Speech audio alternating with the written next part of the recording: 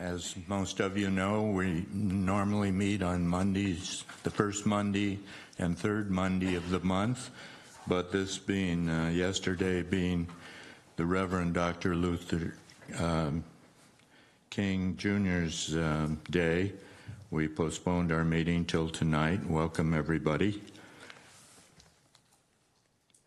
Please join me in the Pledge of Allegiance to the flag.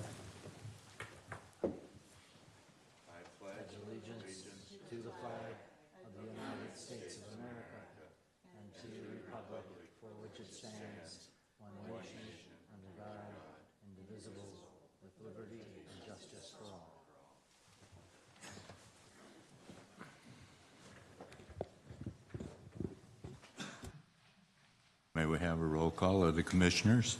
Commissioner Iacopone? Here. Commissioner Roof? Here. And I'd just like to state for the record that both Commissioners Bergman and Dugan are absent this evening. Chair Bradley? Here. Thank you. We have the next item is public comment. Public comment is limited to items not on the agenda. The Planning Commission may briefly respond to statements made or questions posed as allowed by the Brown Act of California. However, the Planning Commission's general policy is to refer items to the planning staff for their attention or have a matter placed on a future Planning Commission agenda for a more comprehensive action or report. Is there any public comment for items not on the agenda? If during the public hearing you wish to speak, please avail yourself of the forms back in the corner and give them to any one of us so we know who you are. We'll have the approval of the minutes now of our last meeting. Could I just make changes? Could I just make one point on? I think it's 7D. I think at this meeting, Commissioners Dugan and Bergman will not be in attendance. Just the very last sentence. Oh, at the end of the minutes. Oh. Okay. I will move that the minutes of the January 7th, 2019 be approved as with the amendment as suggested. Second. We'll have a roll call. Commissioner Roof? Yes. Commissioner Iacopone? Yes. And Chair Bradley? Yes. Thank you. The minutes are approved. Now we move into the public hearing. Procedure for public hearings. The planning staff will present a report on the history, physical features, etc. on the application, followed by the staff's recommendations. The applicant will make a presentation. Thereafter, interested members of the community may speak on the proposal. When all interested parties have had an opportunity to be heard, the hearing will be closed and no further discussion from the floor can be held. The Planning Commission will then consider the evidence and make its recommendation. If you challenge a public hearing item in court, you may be limited to raising only those issues you or someone else has raised at the public hearing described in this notice, or in written correspondence delivered to the city at or prior to the public hearing. Speakers should fill out a speaker's form, as I mentioned back in the corner, and hand it to any one of us so we may hear from you up front. The speaker should come up to the microphone to speak, since the meeting is being recorded, and this will assist our planning staff in preparing the minutes of the meeting. Thank you. And the first case, we have two cases tonight. First is 560 El Camino Real, an application for a new 4-story building containing 24 residential units and 2 commercial units with an at-grade covered parking. This item was continued from our December 17th, 2018 meeting. Sorry, I didn't need to say all that. You're going to tell us that. Thank you. Thank you for that Thank you, Lisa. introduction. Good evening, Commissioners. Lisa Costa-Sanders, Principal Planner.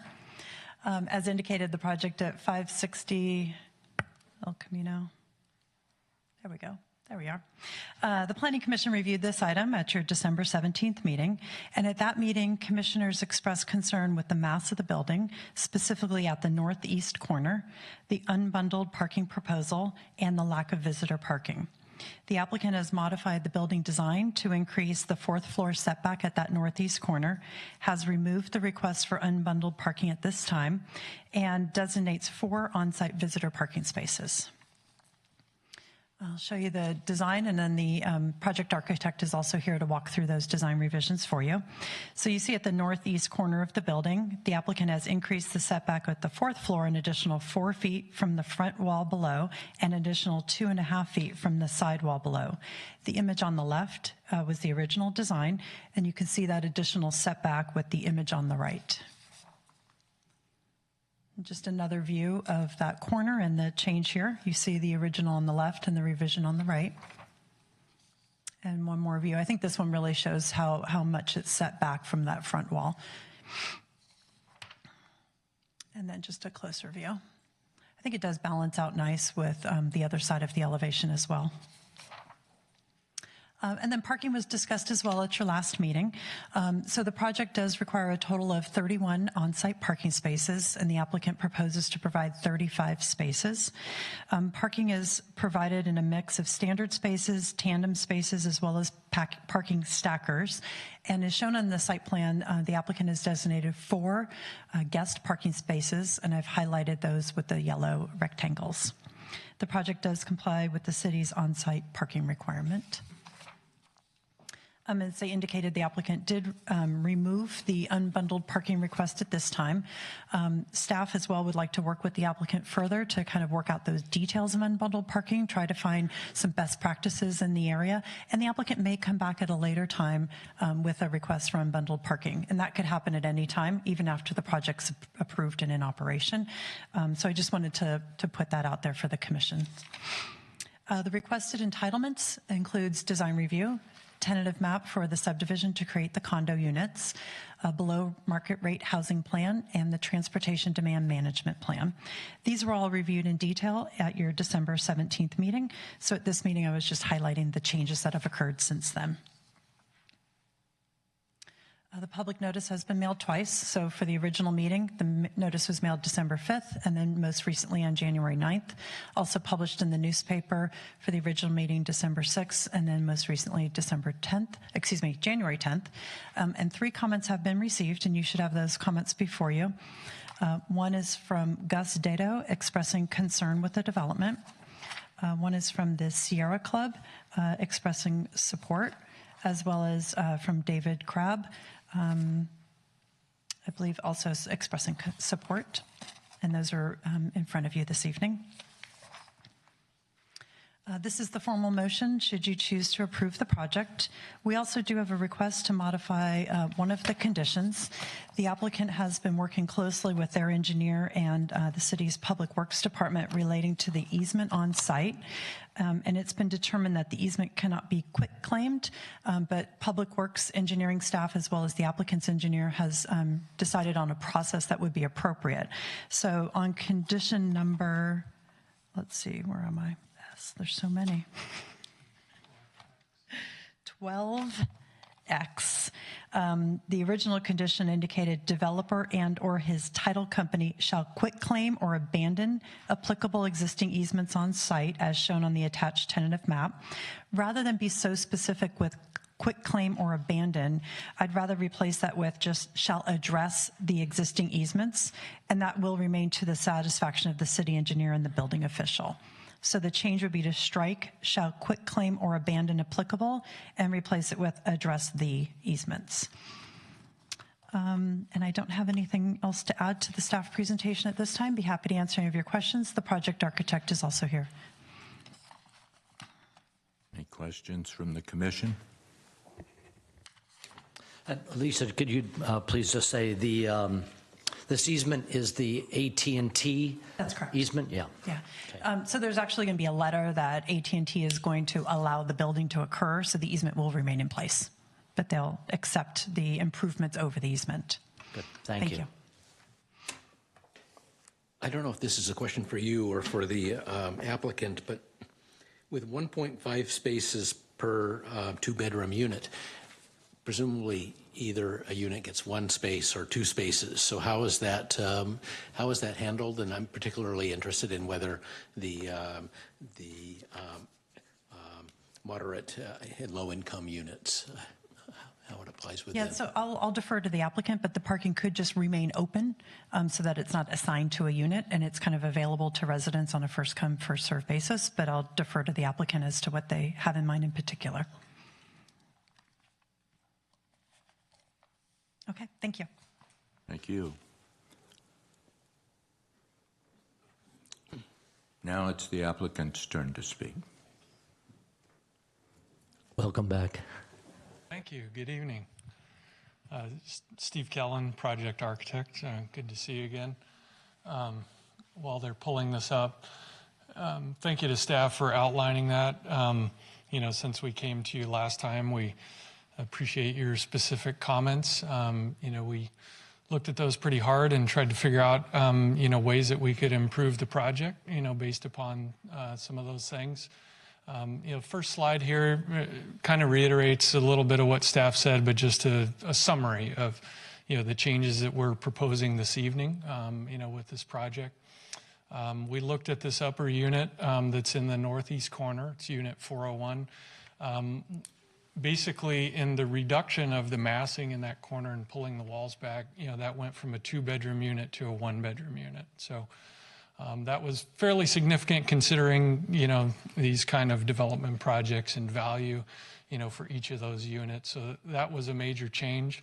Specifically, as staff outlined, item number 2, on that 4th floor, we looked at that northeast corner and pulled, basically that entire front wall back 3 feet, which offsets it 4 feet from the wall below.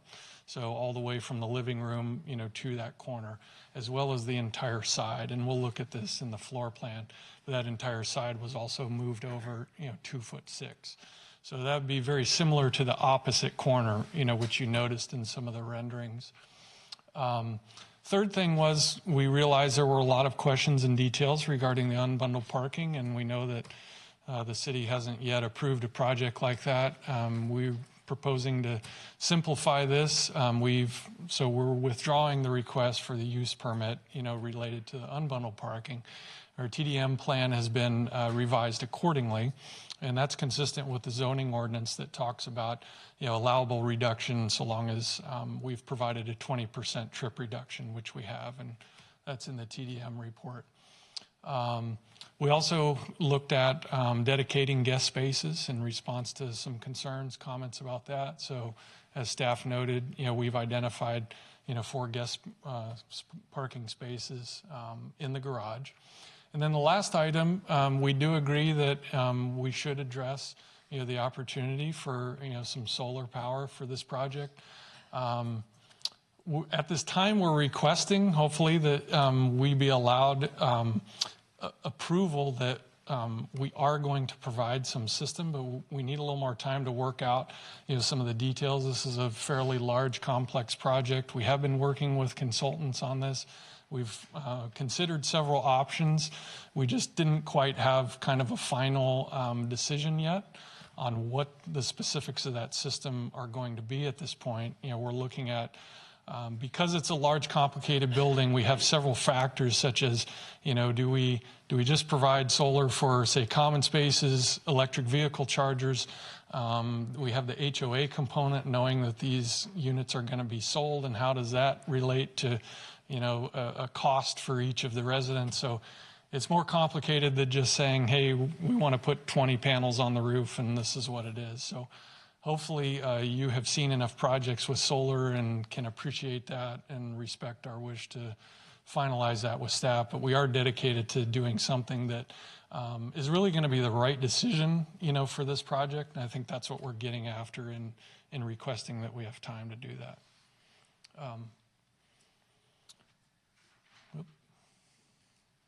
Did I hit the wrong button?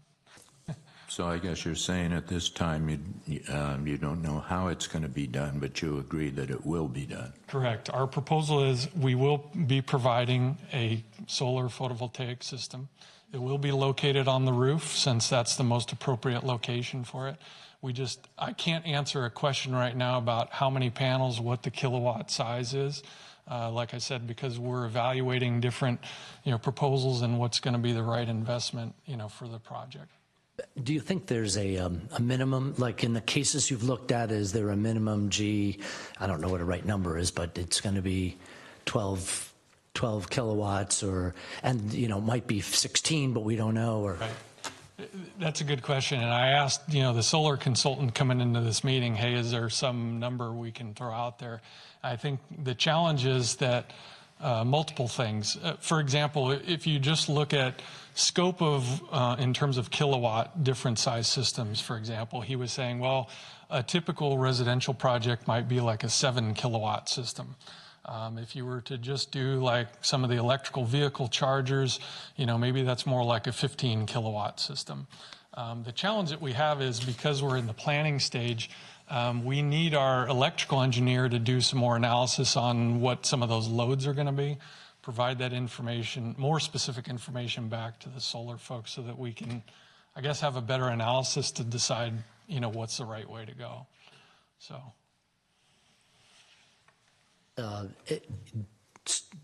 Do you think that there's a time by which the applicant, your client, could think about committing to having it installed? Like 12 months, or when you think about when this will be available for customers and owners of the units, when are you thinking? So the intent would be to have it installed with the construction of the project. This is not an item that we would come back later. And the main reason for that is there's certain infrastructure with the photovoltaic system that has to be included initially. So it makes sense for us to just go ahead and do it with the construction of the project. Good, thank you. Yep. And one more thing I would add is we likely would have these details figured out probably by the time we were going to submit for building permit, or close to that. Yeah. These are some images. I know that staff had just shown them to you, but we kind of had the same idea, I guess. The top shows images from the original proposal renderings that you reviewed last time, and the bottom are just the comparative same views. So, you can see, as staff described, where we had pulled back walls. So as I mentioned in my intro, I don't know if this has a pointer, but if, for example, you look at the front view at the bottom, which is in our revised, on the far right-hand side, you'll see the corner. There's a bedroom that's on the far right, and then to the left of that is a living room. When I say that entire wall section was moved back, what I mean is from the left, where you see the deck and trellis, all the way to the right-hand corner. So that entire wall, both the recessed and the one closest to the street, was moved back. So there's a 4-foot offset between that and the third floor below. And then on the side, if you're to look at the middle image on the bottom, which would kind of be a corner view looking south on El Camino, or if you're coming from the north side, that entire wall, there's a bedroom, and then some spaces behind it. That was all moved back as well. So fairly significant chunks of that upper 4th floor that we were trying to address and reduce the massing. And I think one thing I would point out, if you look at the lower left-hand image, is that as we were trying to address the southeast corner, the opposite one, I'm happy that I think that this resulted in a little more balance, actually, in how that 4th floor came out by pulling that corner in. We adjusted the windows as well to make those, similar. So I think there's a good, balance in that front elevation. This is just the 4th floor floor plan, so that you can see, what basically happened on that corner. Like I said, it used to be a 2-bedroom unit. Where the bathroom is, just below that bedroom, used to be the second bedroom, and we took that out as we, moved those 2 walls in. So, that changed the dynamics of that unit, which technically reduced our parking by 0.5, but because you always round up, the parking, didn't change. I won't go over much here. Staff had already identified, the 4 garage spaces that are going to be dedicated. Commissioner Roof, you had a question about, parking specifics. I guess, I can try to answer that in that, we have a diversity of parking proposed here. We have, tandem spaces, we have lift spaces, and then we have regular spaces. So, if you were to look at this objectively, I think you would say that, the larger units would be the first ones that would be available to be assigned for the tandem spaces.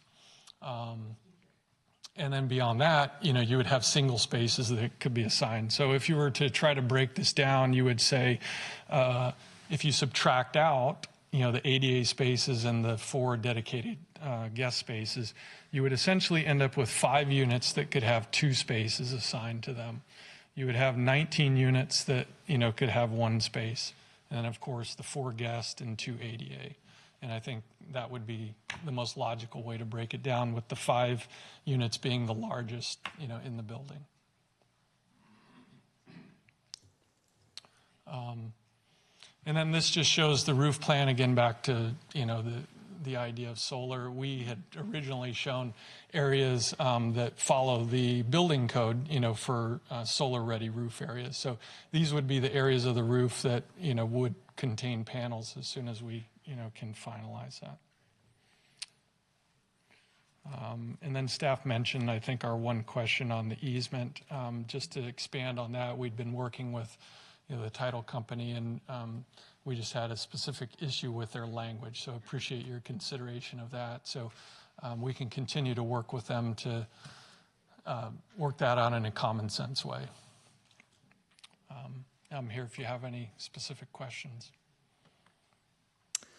I think at the last meeting, one of my colleagues asked a question about the distribution of the below market rate. It seemed to me at one point they were all located on the second floor, and there was a question about could they be distributed throughout in the upper floors. Do I recall that right? I believe that was the other project that you looked at that evening. Correct. That was the earlier project that thank evening. you. Although the concept is relevant, I guess, what is the distribution of the below market units? I believe we have them distributed on 3 separate floors. I don't have the plan in front of me. I don't know if staff knows that. They are separated, though. They're not all on one floor. Yes. Okay, then. Well, thanks for correcting my faulty recollection there, and good to know that you've done that. That's great. And how many will there be, this 5% and 10% and 15%? What's the total of below market? Yeah, there are 3 below market rate units proposed. Yes. One of them is a 1-bedroom. Yeah. 1 is a 1-bedroom, and 2 are 2-bedroom. Thank you. For the record on the below market rate units, if you multiply, or the percentage of units, it would come out to be 3.6 units required. So, no, it actually, I know that was in one of the support letters, but I don't believe that's technically correct. And this was an issue we had talked to staff about in the beginning, because the 15% should be taken from the maximum allowable unit density for the project, which is 22. So that ends up being 3.3, and then the 2 units are added under the state density bonus, so they're not included in the 15% calculation. okay, thank you for clarifying. And staff concurs, that's correct. Okay, wonderful. Any more questions? Well, I guess I don't have a question. I just wanted to commend the moving back of the top floor. I think that can make a pretty big difference in how the building appears, especially from the street level when you're looking up. The top floor then becomes much less obvious, and I think that increases the compatibility with the existing character of the neighborhood somewhat. And it's a reasonable balance of our desire to have as much housing as possible close to the train station. So balancing these two things, I think you've, I think with the setback, additional setback, that helps. And so I'm quite pleased with your revised proposal in that regard. And also, it's very nice to see the solar installed from the outset. I can imagine in a multi-owner building, once it's been sold, it would probably be pretty hard to get organized to do such a thing. So having it be there at the beginning is an excellent thing. Thank you. Through the chair, before you open the public comment period, I would just like to suggest that you want to add maybe a condition 30 to memorialize that offer of a solar system, that a solar system shall be installed on the building to the satisfaction of the community development director. Good. Thank you. I like that.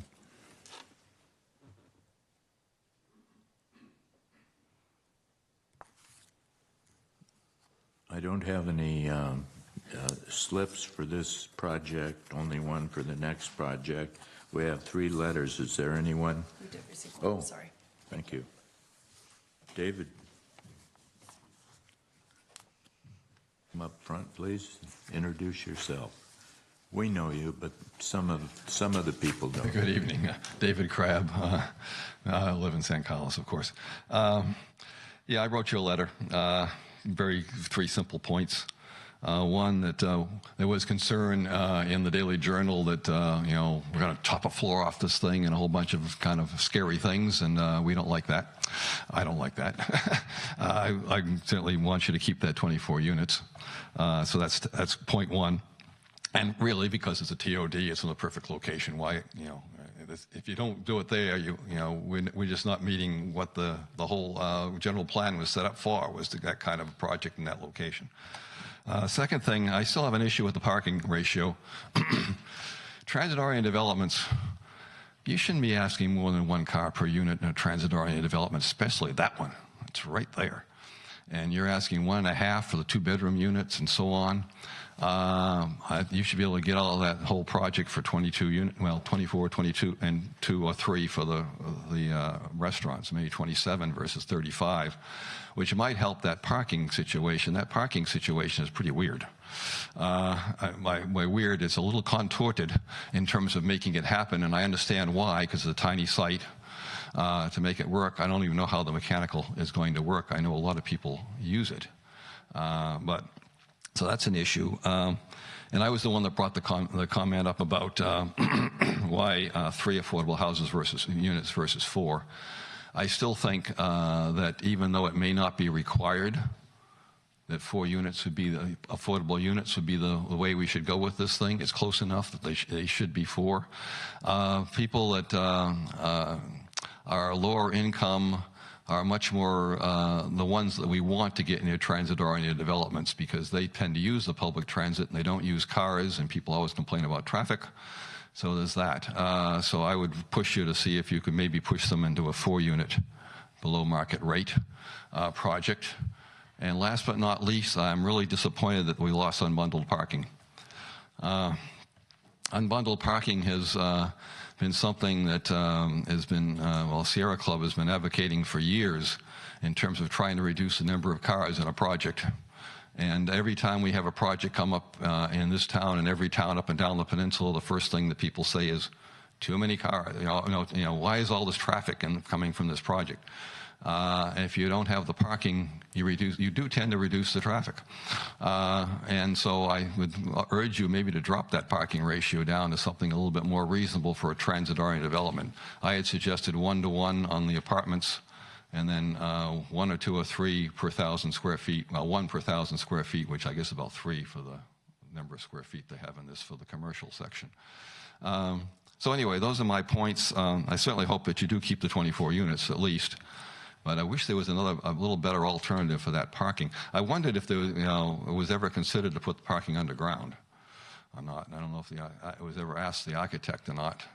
If you put it underground, you could do those 24 cars without all the mechanical equipment, without tandem parking. It would be a lot better for the tenants. It would work a lot better for everybody. And then you could have maybe even more units in there potentially by using that part of that first floor. So just a thought, throwing it out. I'm sorry I came to this late. I missed your first hearing on this, so my apologies. I'm coming in secondhand here. Thank you.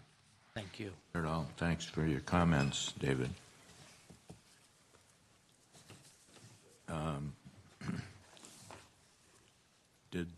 Did you consider underground? I think I might have asked that question, but it could have been on another project. That's a good question.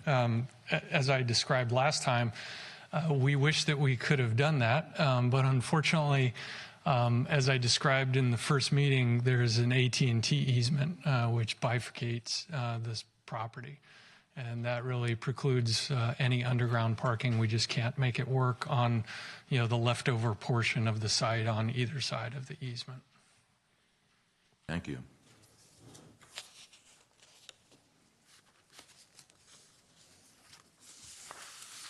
Is there anyone from the Sierra Club here to speak? We have a nice long letter from them.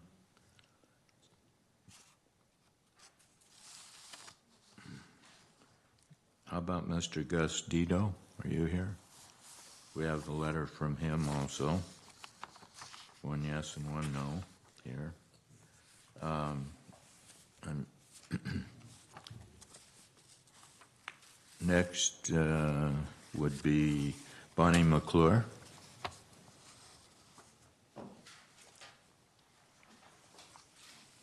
Good to see you, Bonnie. Bonnie McClure, San Carlos. I will just say that at the Sierra Club meeting that we had, the letter was gone over and it was presented to us, and we had differing opinions. And I'm not speaking for Sierra Club tonight. I'm just speaking as an individual. I just can't understand why this project wasn't looked over more by the city before they even started planning the developer plan, because that's an ideal place for a whole building of below a market rate. It's right there across from the train station and the buses, and if you had service employees that lived in the building, you wouldn't need as much parking. They could walk to work or go across the street and take public transportation. And you could have a 0.5 car ratio for the apartments because they wouldn't all be owning cars. And that's just my look. When I looked at it and I saw all the extra bathrooms and things, I thought, this isn't a luxury location at all right there on El Camino. And the parking is a big mess. And so I just, that's my own opinion.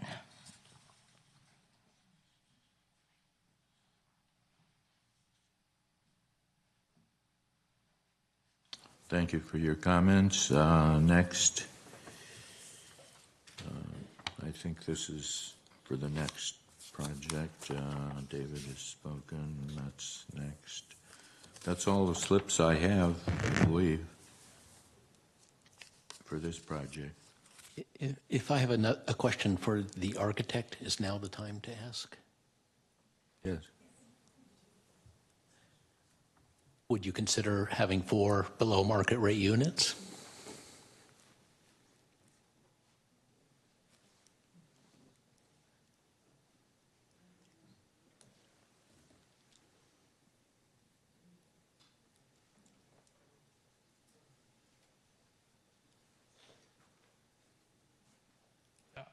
I don't know how to answer that, except that I think the owner would not prefer to do that. I mean, we're just trying to follow I think the rules and the zoning, that's in place. So, yeah, I think the short answer is, no, I don't think we would automatically be willing to, add a fourth unit. Yep. Thank you.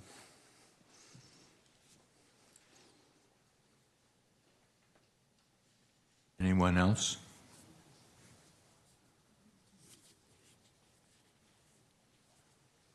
Any more questions?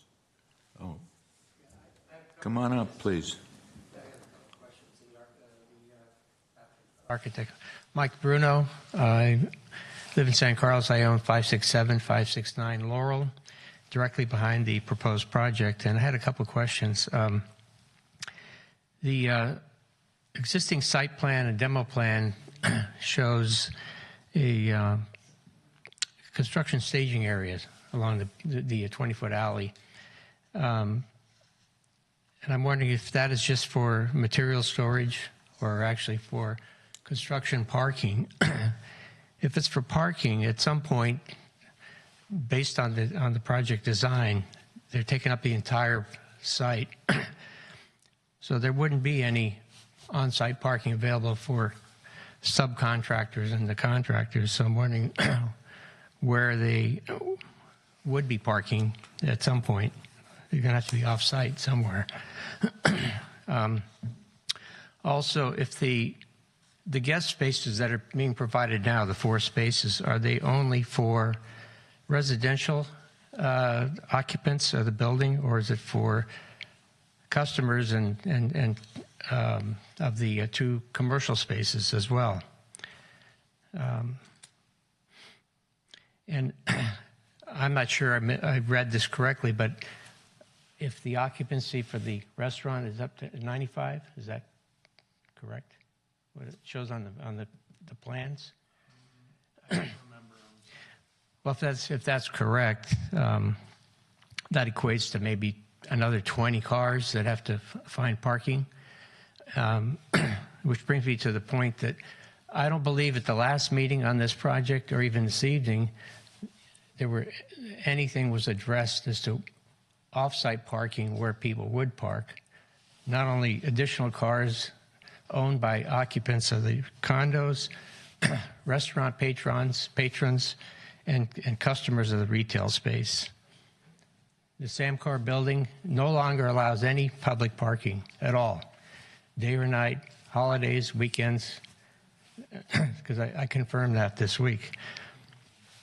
The Wheeler Plaza is about 2 blocks away, as you know, and most people don't want to even walk 2 blocks. So, I'd like to hear from the applicant on these questions that I have. Thank you. Thank you, sir. Would you like to respond? Thank you. Those are all good questions. I would say, to answer your question on the construction staging, that is one of the specific conditions of approval, for any of these projects that we have to work through with the city. Your question about parking for construction, I would agree because of the development. I think that the construction plan is going to have to include off-site parking, and we've done that for other projects. And there's just agreements that have to be made where construction workers are brought in or shuttled in because there isn't physical space. I think we will have some room in the back that we show on our construction staging plan now for some material storage, but the rest of the site, as it is also shown, will be fenced off. So there will be protection, security, and then everything will be maintained within that.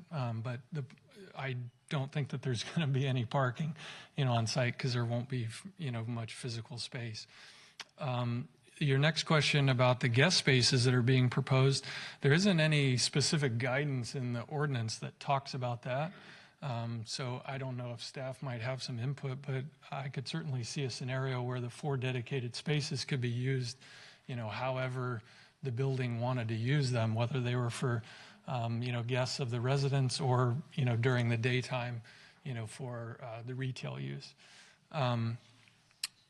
the way the zoning code is written right now, you asked a question about the restaurant and the retail space. And if those spaces are under 1,500 square feet, which both of these are, there is no requirement, for parking spaces for those. So, we're following, the zoning ordinance, with respect to those. I understand that. I'm talking about. Yeah. No one's ever addressed off-site parking situation, where they're going to park. It hasn't been discussed at either meeting. Well, I don't know how to answer that. I think it's every project that has a retail space that's less than 1,500 square feet would have the same, yeah. So there are places within the city that, they would have to park. Don't worry about where they're going to park. They'll just congest everything else. Yeah, well, I think those were all your questions? Yes, Okay, thank you. Maybe just a quick follow-up. Can you remind us, is the parking garage like keypad or keyed or access? So it really, I think there was a question, will it be open for the general public? And I think the answer is no. Well, again, I don't know how, correct, it will have a keypad entry, but I don't know how the zoning code interprets that for dedicated guest spaces. So, from a resident standpoint, pretty easy. You call and they can buzz you in. For the retail space, for example, which I could see as the most obvious use during the day, could there be a similar mechanism? I'm not sure how staff is, or the city has dealt with, that particular detail on other projects. Okay, thank you. But I know that the residents would want that secure garage. Yeah. Yeah. And was just checking that was the likely outcome. So yes, you've said so. Would the staff care to expand on both off-street parking and the control? Well, as indicated in the staff report and the presentation, the code is really focused on requiring the residential parking on site. And for these size of commercial spaces, they're exempt, especially when it's in the downtown area. Very similar, downtown commercial spaces really don't have any on-site parking. So looking to have that provided with the public parking spaces. We do have a net increase of parking available at the Wheeler Plaza project. We also have employee parking at the top level of Samtrans, and we're working with them to continue that agreement. So we'll have some employee off-site parking opportunities at that top level. And we're looking for other areas where we can increase customer parking as well. We're seeing a lot more users of Lyft and Uber, a lot more people arriving to businesses in different ways. So the code's really focused on the residential parking requirement. Okay, thank you. It sounds like you've anticipated the problem to me. Any more questions of the applicants or the staff on the commission? Seeing none, I'll move we close the public hearing. Second. Thank you. Commissioner Acapone? Yes. Commissioner Roof? Yes. Chair Bradley? Yes.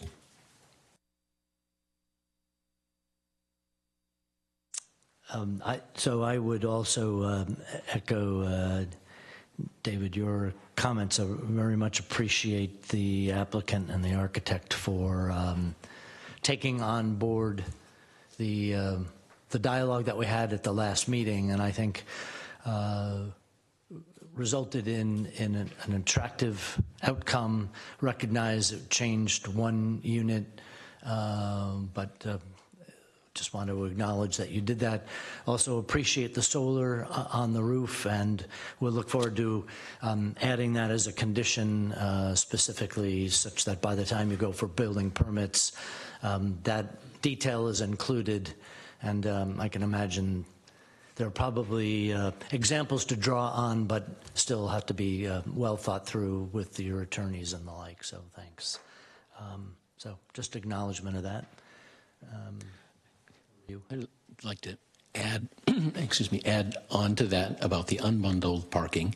We me and some of the other commissioners did have quite a few questions about that because it was a new device. But personally, I would be very supportive of an unbundled, so long as it appears workable at least from our purview as commissioners. So I would encourage you to come back with such a plan. I'm sure there would be questions about how those spots would be deeded.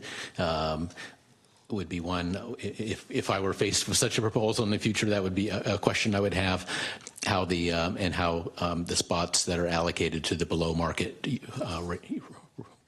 units would be allocated as well. But the concept of unbundled, I think, is quite an excellent one. And if you guys work on it and find a solution, you can be a model for that for other buildings as well. So, maybe one question for staff. This question is on below market rate housing and the kind of the multiplier or the guideline, the rule. Does either the Planning Commission or the city have latitude in any specific project or in terms of ordinance to modify what the rules are and therefore influence upward the number of units in a given project or require? Right. Sure. So the city's existing code does require that 15% be set aside for below market rate units. If that's something that we wanted to modify, the city could adopt an ordinance amendment that would up that requirement.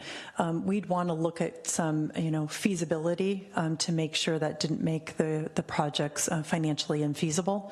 But that is certainly something the Planning Commission and City Council could consider. Great. Thank you. But would we have to amend the zoning? Yes, Mr. Chairman.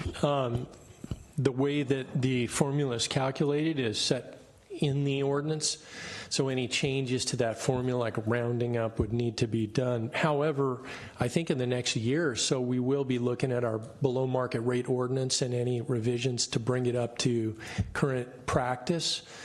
So you can anticipate having an opportunity to look at the formula and how it's done and the numbers in the ordinance in the next year. Thank you.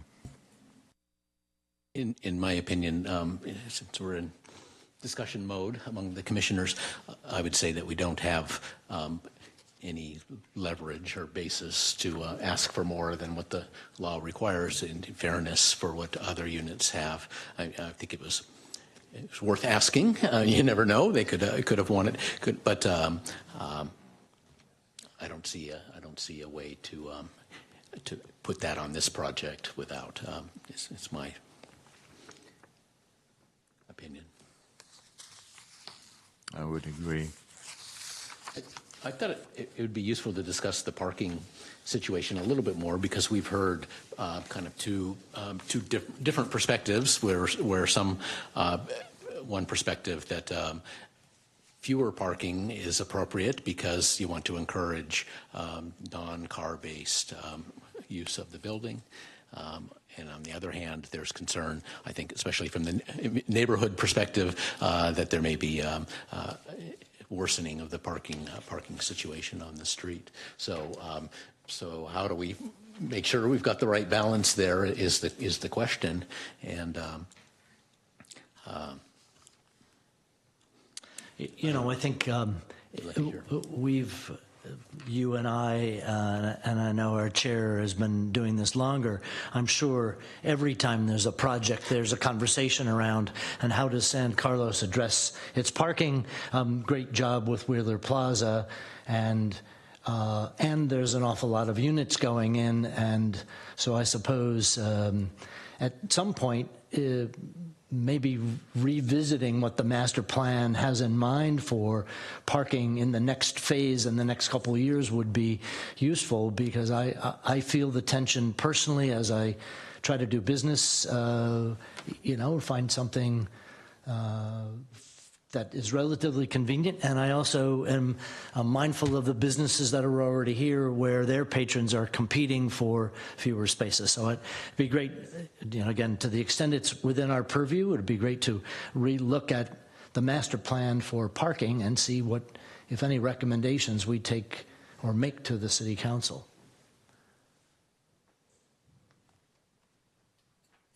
Well, assuming they really want that opinion, which I trust they do. Well, it's been a long time since we've sort of touched on the issue of downtown parking with the Planning Commission. Just a brief summary of where we are. The City Council approved a parking master plan for the downtown not too long ago, and in that parking master plan, it had a number of action items to improve downtown parking in particular. And there's a number of sort of low-hanging fruit areas that the city will be embarking on, and we're working on right now. And a few of those things are improving the way that we use our downtown parking, looking at the timing of existing parking and making changes, better wayfinding so that visitors to the city know how to get to parking in a faster way instead of circling a block. That creates issues with regard to a lot of people just circling around, traffic issues, and looking for new supply. And as noted by Lisa earlier, we're looking at executing a lease for the upper floor of the Samtrans building for all-day free employee parking. And we're looking at other sources of parking supply in the downtown, some very significant ideas there. We also have 100 parking spaces at the Caltrain parking lot that are available, that will be available after close of business, like 5 or 6 p.m. on weekdays, and then all weekend. So right across from Cherry Street, as part of the Transit Village project, we negotiated 100 parking spots that would be available free to the public and businesses in that location. Some of it just requires some agreements to be completed, and we are working with Samtrans on those agreements right now and should have those completed in the next few months. So parking supply in the downtown, along with Wheeler Plaza, will improve significantly, I think, in the next year or two. And in terms of overall supply, in the next 5 years, I think we will have quite a bit more parking in the downtown. And just as a personal note, it is inconvenient, and we anticipate parking right in front of a business. It's part of the way we're designed, I guess. But you can still always find a parking space. It may be somewhat inconvenient to walk a block or two, but you can still, based on our numbers that we understand, you can still park in the downtown depending on how far you want to walk. Thank you. And one can imagine in 5 years where every parking space has a chip in it and senses whether there's a car there, and your San Carlos app tells you that, well, there are actually 95 spaces just waiting for you to pull in. We'll get there, I'm sure. Yeah, and just to add to that, thank you for bringing that up. We do have a number of parking spaces in the downtown with that on San Carlos Avenue and Laurel Street, and the new Wheeler Plaza parking garage will have that technology in it. It does have it. And we will have digital signage on the outside of Wheeler Plaza so that when you drive up, you'll see how many parking spaces are available in that plaza. So in less than a year, we'll have that signage up and available. Thanks very much, and hopefully that gives both us, but also the public, a little more insight as to, how the city's thinking about it and what kind of short-term changes are going to be made to address what's a real problem for everybody. Wow, what did I miss? We are a high-tech, progressive city. I didn't know that about the chips. I appreciate the modifications you did in a short time, especially the solar and trying to reduce the mass of the project. I think it's a very handsome building that you've designed that should fit in well with the transit village across the way in architectural style and mass.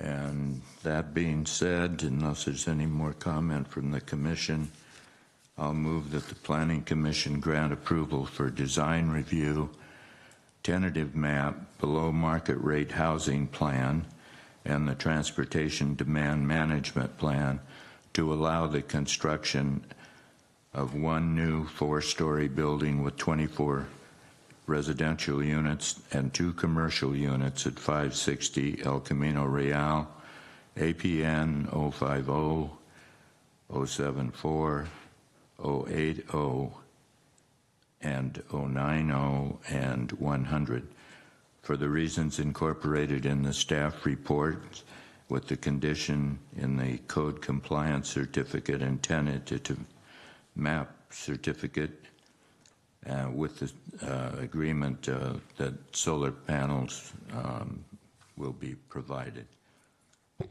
And through the chair, I just wanted to note the staff recommended change into condition 12X regarding the easement. So those 2 adjustments to the conditions. Yes, understood. I'll second. Commissioner Roof, Yes. Commissioner Jacoponi, Yes. and Chair Bradley. Yes. Congratulations. Good You luck all. with your project. Thank you, everyone, for coming and speaking. We'll move on to the last proposal for this meeting. And we have anyone else that wants to speak, please turn in a slip. The forms are in the back table. Where is it? Okay. Lisa, again. Yes, good evening. Oh, nice to have you twice. Would you like me to start? Please. Thank you. Good evening, Chair and Commissioners. Lisa Costa-Sanders, Principal Planner. I'll be presenting 1 and 2 Circle Star Way as well as 1709 Industrial Road. It's a request for an ordinance amendment to modify the development standards contained within Ordinance 1230 to allow modifications to the traffic signal for the Circle Star development. All right. A little bit of background. The site is 8.4 acres located along Industrial Road, with 7.3 acres of it being located within the city of San Carlos and 1.1 acres located within Redwood city limits. The site was previously occupied by the Circle Star Theater, known as the Theater in the Round, which operated from the 1960s until it closed in 1994.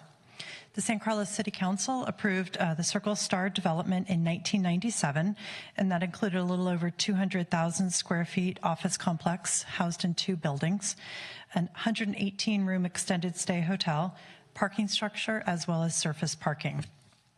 The site was zoned planned development, and the development standards for the project are contained within Ordinance 1230.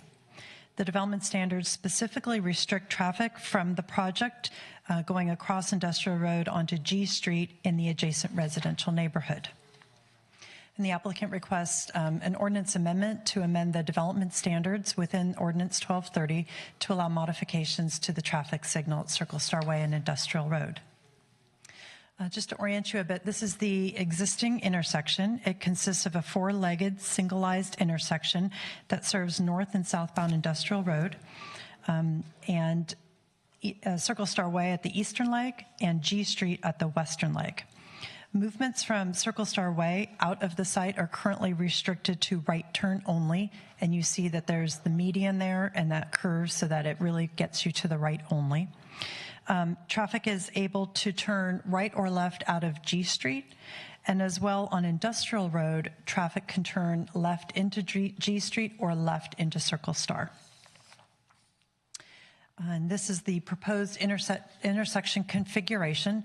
The applicant is requesting to modify, create a new median that would prohibit traffic to go straight onto G Street, but would allow movements that would be able to exit right turn into northbound industrial, or exit a left turn into southbound industrial. The proposed intersection design has been reviewed by the San Carlos City Engineer as well as Redwood City Transportation and Planning staff, and both concur with the proposed intersection design. So the method to allow that intersection design modification would be to modify Development Standard 10C of Ordinance 1230, and staff has suggested the wording of 10C be replaced with this wording you have before you, which is to allow right and left turn exits from the site onto Industrial Road pursuant to the plan dated August 30th, prepared by Fair and Piers, and that was the plan that I just showed you. And that would include the median to prevent the project traffic from exiting the site and crossing Industrial Road and entering into G Street.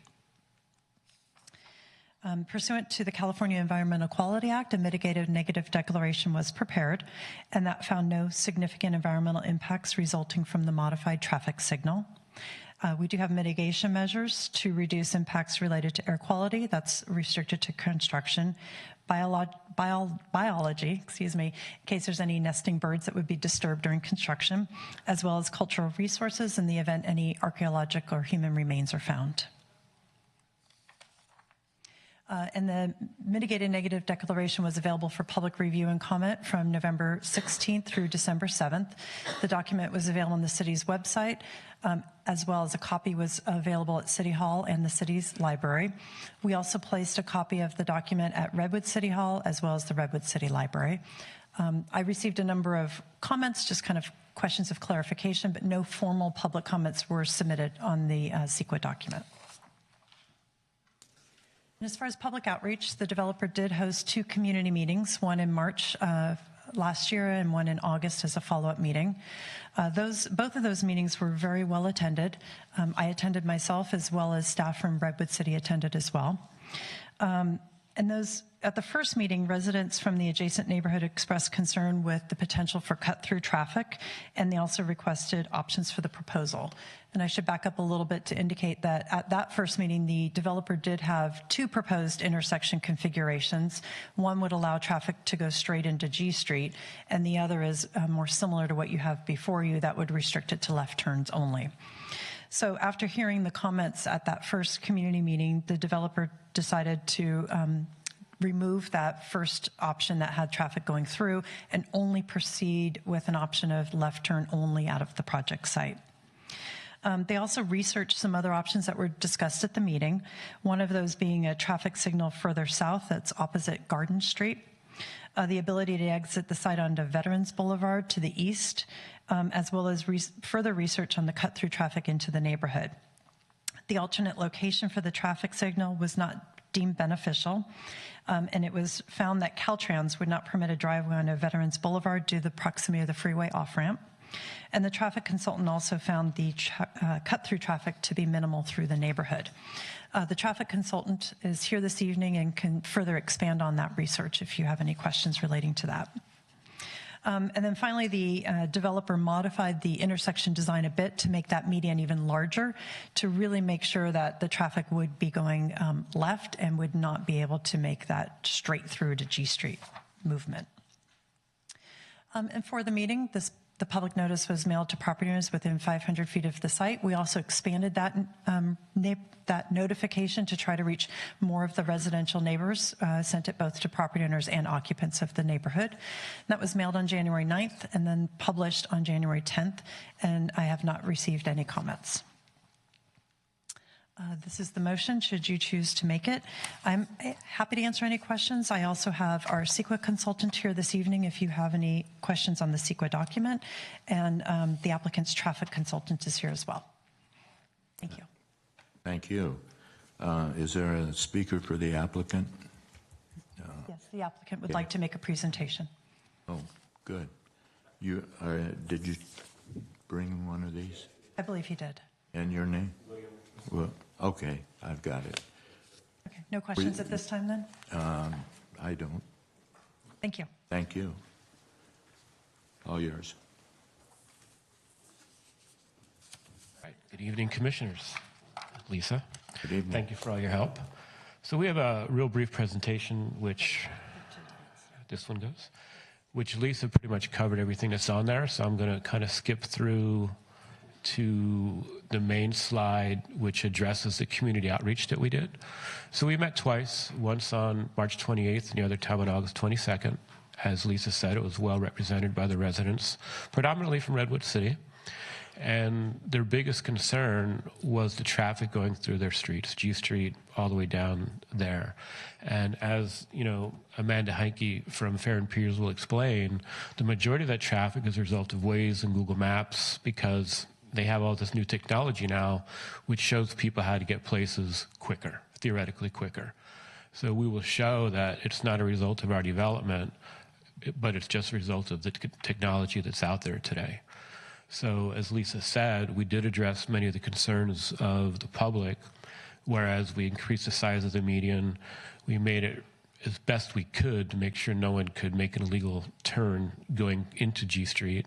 And again, we believe that no one from our site will be doing that anyway, and believe, again, this left turn signal will avoid a lot of the legal turns that are taking place today and make the site safer for everybody.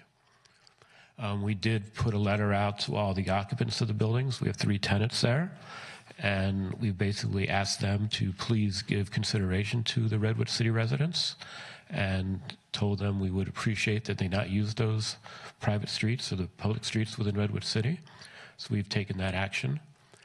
And, you know, besides what Lisa said, I mean, again, we've tried to address the best we could, you know, the public's concerns. And once again, the intersection, which Lisa brought up earlier, one thing she didn't say, we did add a sidewalk, because right now the pedestrians actually don't have a sidewalk to get into the site. So we've added a sidewalk on both sides of there, because there are people that do get dropped off on the other side of the street, and they've got nowhere to get into the site. So we did enlarge and widen the, you know, the driveway into the site by putting the sidewalks on both sides. So with that, I can pass it on to Amanda to talk about the traffic study itself, or if you have any direct questions of me. Again, I'm Bill Masori. I'm the Director of Development with Griffin Capital. We actually own the facility. Thank you, Bill. My pleasure. I do have one question. Sure. If a bicyclist wanted to turn left, would the signal see the bicyclist and turn green? There will be sensors in the street that we're putting on there. I don't know technically. I mean, it will be on I'm assuming there will be left turn. The light will cycle that way. Cycles continuously, or? It hasn't been designed yet. I'm sure we'll work with city staff and your traffic engineers to, you know, design it the right way. But that's a good question, and I don't know if you have an answer to that, Amanda, when you come up and talk about that, but we can certainly look into that and make sure if there's technology for that to happen without the weight of a car being at the stop sign, maybe there's a button they can press that will turn it on like a pedestrian. So we can certainly look at that. That would be great. Perfect. Okay.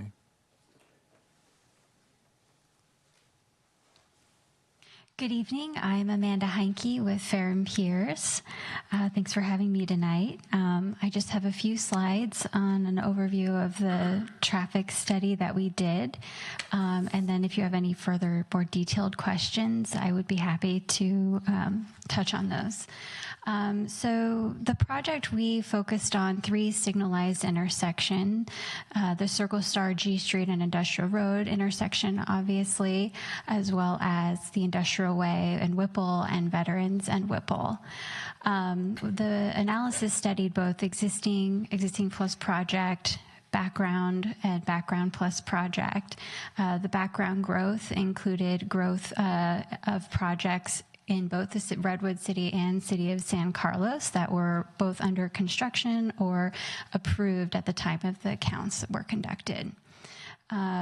For all project scenarios, existing plus project and background plus project, all study intersections were found to operate at LOSD or better, and no significant traffic impacts were found with the operational analysis that we conducted.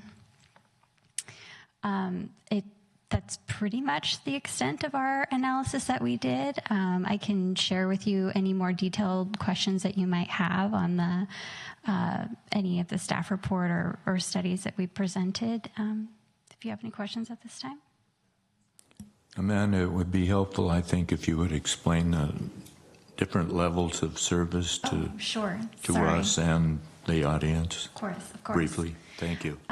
LOS stands for level of service. It's a qualitative measure that is applied to intersection delay.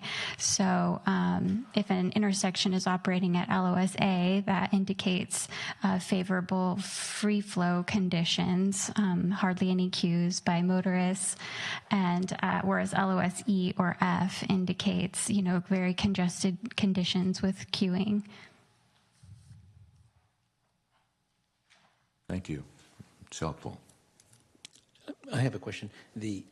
I see that you estimate that 2/3 of the exiting traffic would take advantage of the left turn, the new left turn option. So what are those cars doing now?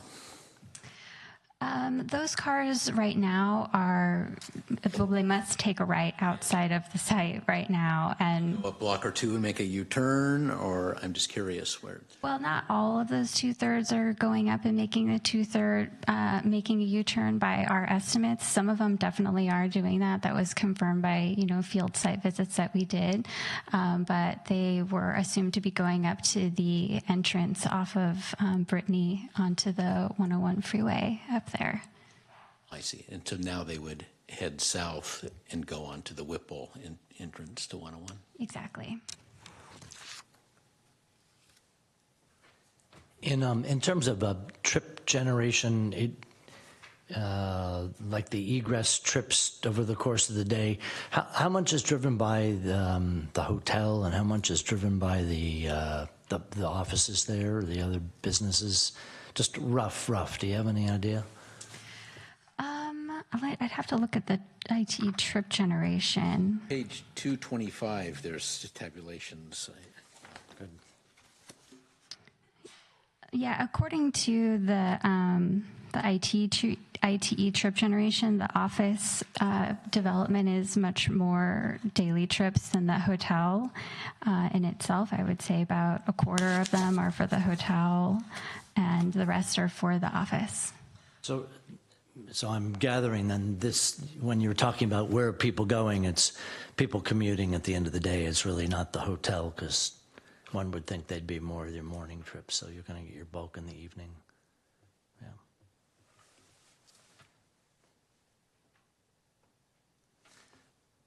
And do you have any comment around the other location for a signal that was looked at? I guess it was the southern exit. Mm-hmm. And would it be? What was the biggest concern? Was it that adding two lights in close proximity was a problem, or was it some other traffic factor? What did you have a recommendation either way to not do it or to do it? What would you say? Yeah, there are a couple factors in play here. That intersection, centerline to centerline, is measured approximately 275 feet from the existing signal. Generally, industry standard, the closest intersections are typically spaced as 300 feet.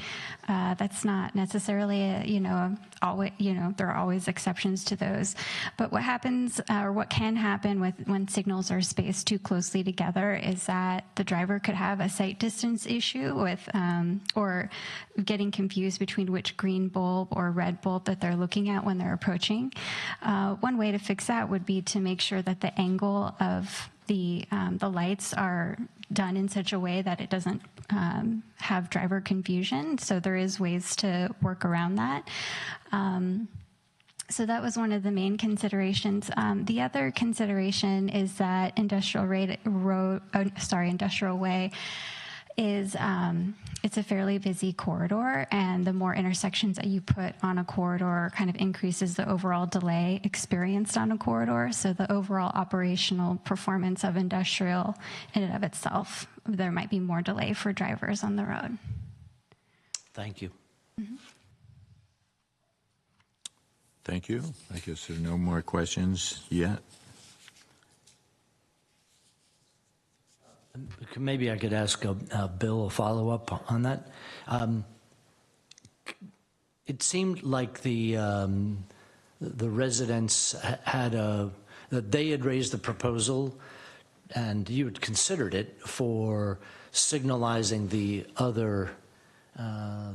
southern entrance and using that as the primary left-hand turn point. Can you sort of explain your thinking as to why that wasn't an option you'd like to pursue? Sure. Again, to be clear, from our standpoint, if that were the only option that the commission would approve, we'd accept that. However, just from an overall site standpoint, it makes sense for that traffic signal to be at the gateway to the project. And as Amanda said, adding another traffic signal within less than 300 feet does add more congestion to the project. It actually is more cost effective for us to do it on Garden Street, to be honest with you. But all the studies that Fair and Pierce did with Amanda suggest that there'd be no incremental traffic or no incremental benefit to the Redwood City residents if the intersection were on Garden Street or on G Street. Again, we believe we're not impacting those neighborhoods. So the rationale for Garden Street was that's a dead-end street, so no one would illegally go straight, right? Again, we don't believe our project is creating that event. And again, if that's the one where the city would prefer to be on Garden Street, we'd be more than happy to put it there. But believe from an overall site planning perspective, it makes more sense to be at the gateway of the project, which is Circle Star. Thank you. You're welcome.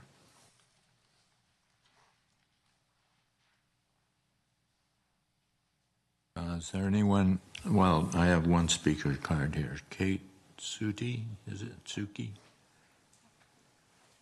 Sorry if I mispronounce your name, Kate. Hello, my name is Kate Sutku, and I'm an employee of Upstart, which is located at 2 Circle Star Way. I'm here tonight to speak on behalf of Upstart employees regarding the proposal to alter the intersection at Circle Star Way and Industrial Road to allow for left turn access from Circle Star Way onto Industrial Road. In Upstart's San Carlos office, we have more than 180 full-time employees working in the office each day. And last week, we actually sent a survey to our employees asking if they turn left or if they would like to turn left, given the choice, or if they're right turners out of the parking lot. And we had 67% of our employees responded saying that if they had the ability to turn left, they would turn left. So the majority of people need to turn left and go southbound on Industrial Road each day when leaving work.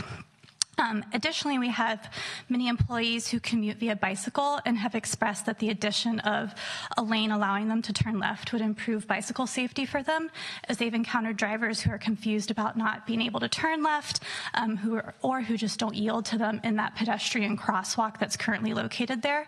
And so they feel that having a left turn lane would provide a more safe method of transport for them leaving the building.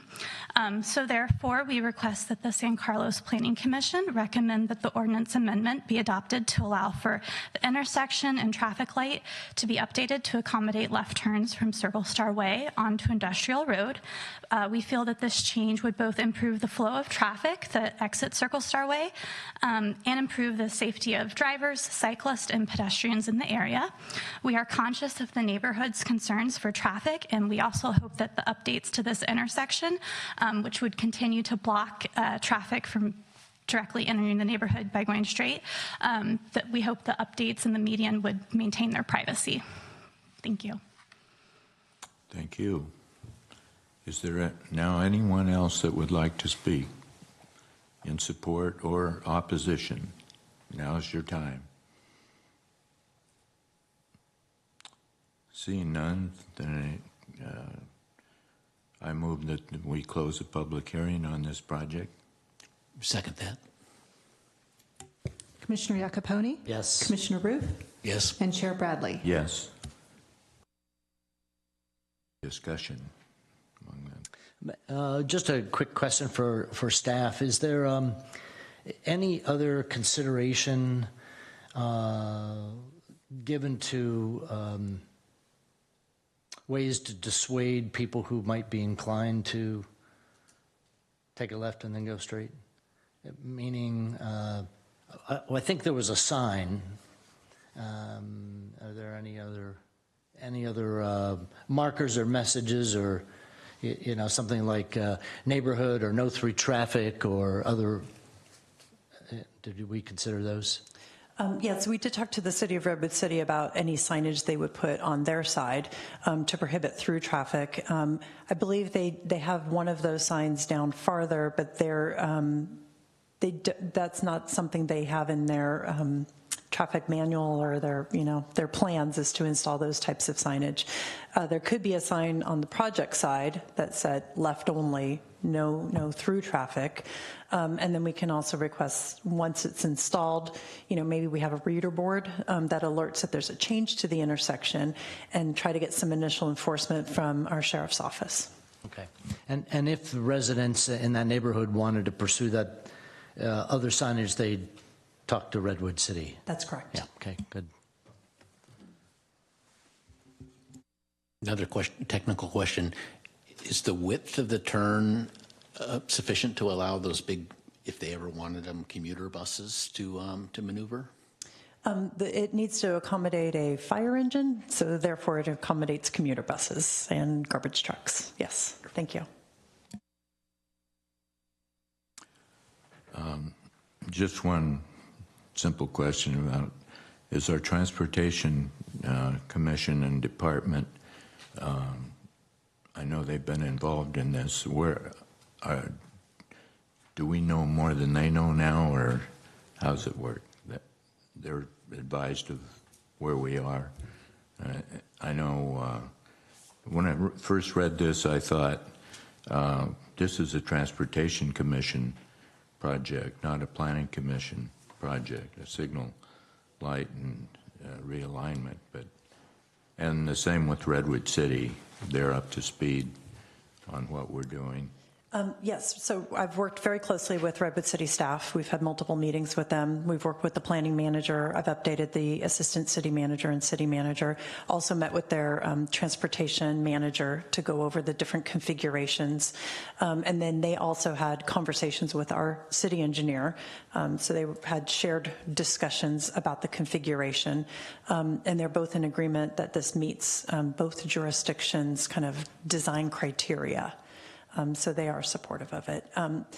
Given the fact that the neighborhood seemed to accept it, our main concern was how the neighborhood would react to this.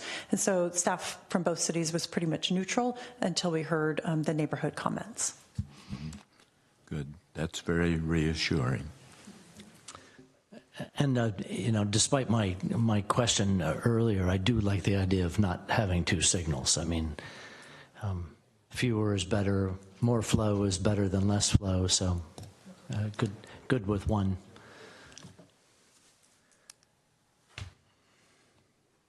I have no other concerns. Nor I. I'm good. I do appreciate the Planning Commission's comment, though, about bicycle being triggered. And so if that's something you want to add to your motion, we can make sure we work with the applicant, whatever the appropriate practices are in San Carlos, if it's either a signal or I'm not sure if it's a sensor, to make sure that the bicycle traffic is triggered with the light. Maybe the follow-on is the standard, the design standard for a pedestrian activated one anyway?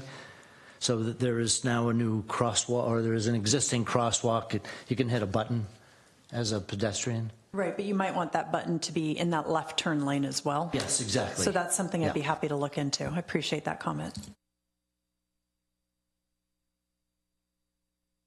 I guess my tendency is to favor this because it seems unnecessary to make cars turn right and then take a longer trip home. It increases the mileage, adds up per day, and I don't see much potential for negative impact. So to me, it seems to be mostly a win-win situation, and so I would support it. I support it. My only comment is I can't believe that it's 25 years since the Circle Star closed. I remember going to events there. My wife told me she heard Sammy Davis Jr. there 25 years ago. It's quite the institution. I'm showing my age. Well, with that, then I'll move that the Planning Commission adopt the resolution recommending the City Council approve the mitigated negative declaration.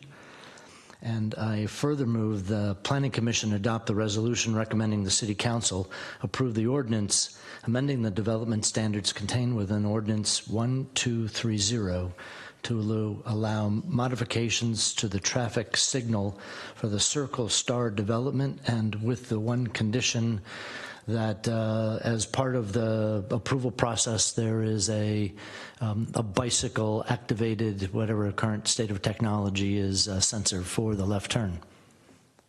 Second. Oh, sorry. Commissioner Roof? Yes. Commissioner Iacopone? Yes. And Chair Bradley? Yes, thank you.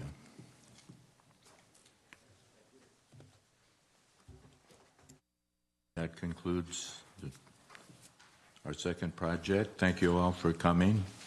Congratulations, applicants. Next is announcements.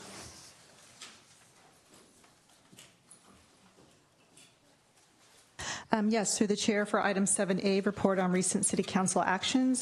Staff does not have anything to report to the Commission this evening. Can staff remind us when the retail firearms issue will be addressed at City Council? Yes, we can certainly skip to item 7D. The retail sales, regulation of retail sales of firearms and ammunition will be coming forward to the Planning Commission. It's scheduled to come back to the Commission on February the 4th. So that's something that staff is currently working on. As you recall, there were study sessions last year. It came forward as a study session with the Planning Commission and also recently with the City Council, and staff has received some direction. So a draft ordinance will be presented on February the 4th. And then also just a friendly reminder for next month that the second meeting of the month will also be on a Tuesday, given the President's Day holiday. So that would be Tuesday, February the 19th. And then a couple of other dates dates and events I wanted to remind the Commission about is that on February the 21st, there will be a bicycle and pedestrian plan workshop being hosted by Public Works staff, as well as the consultants from the firm called Alta. This will be a public workshop at 6 p.m. in the San Carlos Library, February 21st. It seems to be a topic that a lot of people have a lot of interest in. There's a survey on the website, but we definitely do want to have a chance to meet with the community in person. So again, that'll be on Thursday, February 21st, 6 p.m. And then just a reminder that on March 4th, staff anticipates scheduling the EIR scoping meeting for the Black Mountain Townhouse project at the Planning Commission meeting of March 4th. So that's just a reminder for that. And those are all I have to report for this evening. Thank you. I have one announcement, again, reminding you of the possibility if you you're not new anymore, but you're seasoned and experienced, but there is a San Mateo County Planning Commissioner Training Academy, they call it, and it's at 6 o'clock on the last day of the month, January 31st, at the San Mateo City Library, 6 o'clock, with some light appetizers, I'm told. If I get some money from the APA to do it, we'll see. The APA, American Planning Association, Cal Chapter, Northern Section, will have an all-day retreat on this coming Saturday, January 26th, where we kind of plan ahead for the next year, things like awards, banquets, and meetings and events throughout the year. Thank you. Any more announcements or questions? If not, I declare the meeting adjourned.